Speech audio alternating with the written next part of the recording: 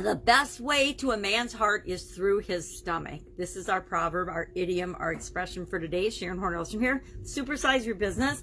And we're talking about this expression and what it means. Now, the actual origin of it is pretty unknown.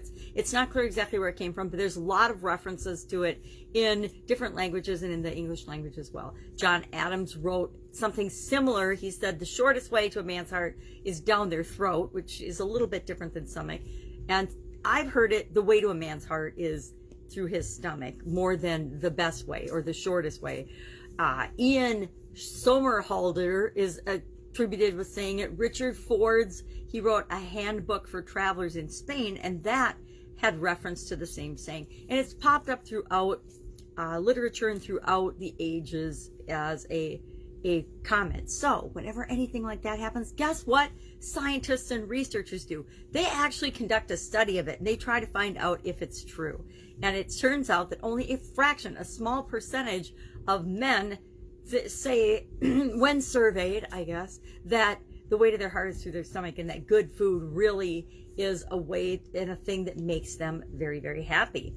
It turns out that women actually are more likely to be attracted to or swayed by good food and good, I suppose, good food, good wine, good things like that. So my question is, are you a good cook?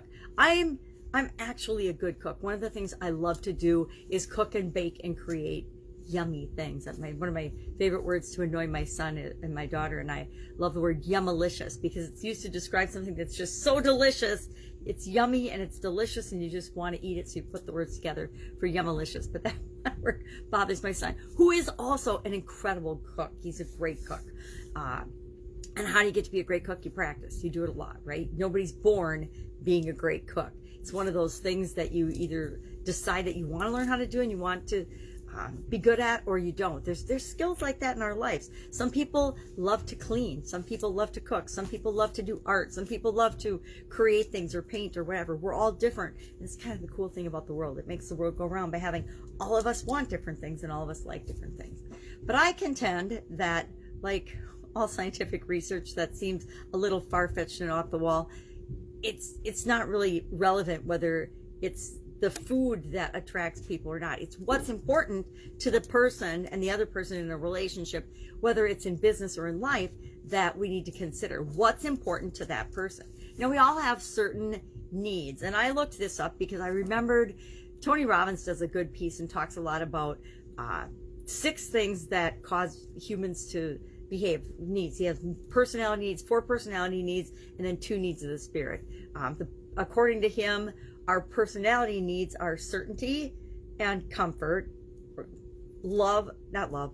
uncertainty, which means variety, which is kind of a dichotomy, which is why I'm attracted to this, because it's so counterintuitive. Then significance, and then love and connection. He said those 4 needs, we as human beings, those are the needs of our personality and our ego. We have to have those needs met. And then he goes on to talk about the needs of the spirit, which he considers contribution and growth, personal growth and growth in some way, shape, or form, and contribution. I love that 6 breakdown. Why? Because it's 6 things and I can remember them if I want to talk about that. And the discussion around them is really compelling to me. But he also talks about the difference between pain and pleasure. People will do far more to avoid pain than they will to gain pleasure. So we want to remember that when we're looking for our key customers and the people that we serve, and when we're communicating with them. What is it that they want? It doesn't matter what we want to sell them.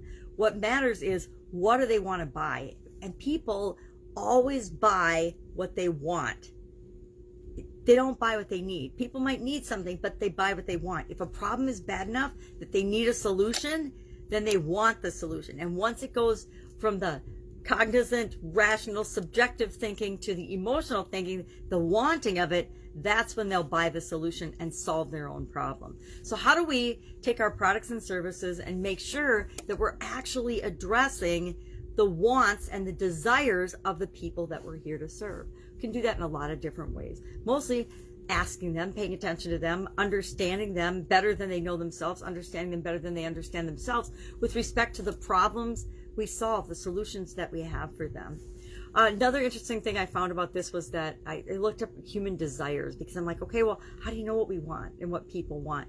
And I got a list of 16 different human desires. I'm going to cheat and use my magnifying glass. I'm going to grab my little, grab a notebook that I wrote this down and read these, because I thought they were interesting. And I'd be curious to see if you agree with this. Do you think this is the 16 most common desires that human beings have? Again, researchers studied this and found this to be true.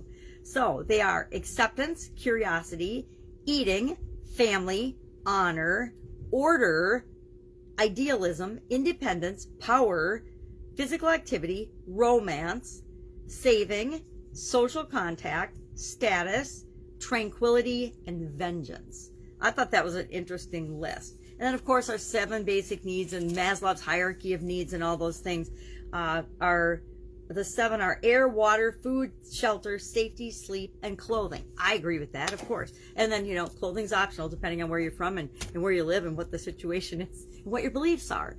So how do you, in your business, go about knowing what your customers want, what their needs are? Because they buy what they want. We give them what they need, because we want to make sure that they have the transition, the transformation, the success with our products and services that we desire, that they desire, but what we also desire for them, so that they'll continue to do business with us in the future. So curious how you shake out on those, understanding your customer. What are your customers? What is your customer? We don't want all of them. What is your customer's number one want, and what is their number one need? And they're not always the same thing, right? Sometimes they want a solution to a problem, a specific solution, but what they really need is to change the way they believe or think about the situation, so that they can even apply the thing that they want or get the thing that they want. And if they don't change the way they're looking at the problem and the situation, they'll never actually apply the solution that we have for them. So again, we have to sell them what they want, give them what they want and need. All right, have an awesome day. That is our idiom and expression for today. I guess I kind of twisted it to what I wanted to talk about, given that I don't know that the best way to a man's heart is his stomach.